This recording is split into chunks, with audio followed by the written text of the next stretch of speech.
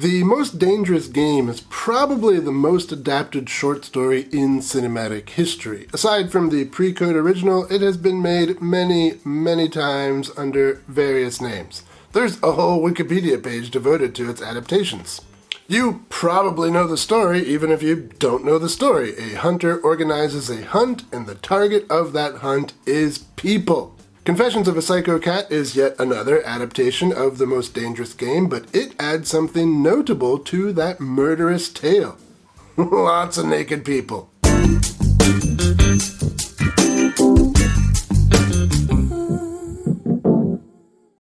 Welcome to Exploitation Reviews, and me, Rob, and today I'm taking a look at Confessions of a Psycho Cat from 1968, and like many sexploitation films of the 1960s, it opens at a swingers party.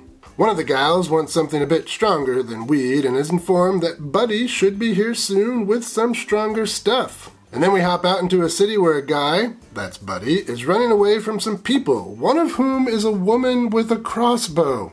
She shoots him, but he manages to escape by floating down the river on some rocks? What? Yeah, I said the same thing. He makes it back to that swingers party, but he doesn't have the stuff that everyone was interested in. He tells them how he ended up shot. His stories will give the movie its structure. He'll fill in the guest on what led up to this point, and the first bit of the story is how he met the woman with the crossbow. He got a note directing him to go to some house, and there he met two other men, an actor and a wrestler. Oh, and that wrestler, by the way, is Jake LaMotta. Film buffs will know him as the writer of the memoir Raging Bull, which was turned into a rather famous movie. Virginia, a wealthy woman, offers each of them $100,000 if they can survive 24 hours.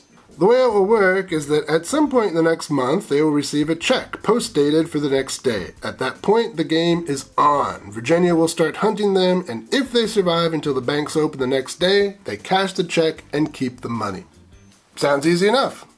So why these three men? Well, they're all killers. Not murderers per se, but killers just the same. The drug dealer one time gave a girl too much horse, the wrestler killed a guy in the ring, and the actor was shacking up with some guy's wife, and that guy came home, and they fought, and then the actor sliced him up. Okay, so I guess he is an actual murderer. Not sure how he beat the murder charge. Bringing a straight razor to a fist fight doesn't seem like self-defense to me. But what do I know? Anyway, he was the first of the three to get it. Virginia was pretty clever with him. She used her connections to get him a last-minute acting gig, played right into his arrogance and desperation. Next up, she set her sights on the wrestler. She kept calling him and taunting him, calling him a coward, saying he didn't deserve to be called the champ, and so on. And eventually, it got to him. He came out to fight and was treated like the raging bull he was. This movie came out a few years before his memoir, Raging Bull, was published, but during his boxing days, he was known as the Bronx Bull, so that's probably where they got the idea for this murder set piece. Pretty cool. So, back with the junkie drug dealer, he is desperate for a fix, but he still has about 10 hours to survive before he can cash that check. Will he stay safe at the swinger party, or will that monkey on his back force him out into the streets where Virginia can get him? That's enough out of me as far as plot goes. Let's talk some highlights. This is a pretty decent thriller, actually. Eileen Lord, in particular, does a great job as this unhinged psycho hunter. In fact, this is the first adaptation of The Most Dangerous Game to feature a female hunter. I also like the structure of this film, with most of it being told in a kind of flashback until it catches up to the junkie in his current situation trying to survive his last 10 hours. That's a pretty good way to put a story together. And this seems like the kind of story where it would be easy to survive. You just have to stay in your apartment for 10 hours. But the movie does a pretty good job of explaining how Virginia gets them out of their apartments.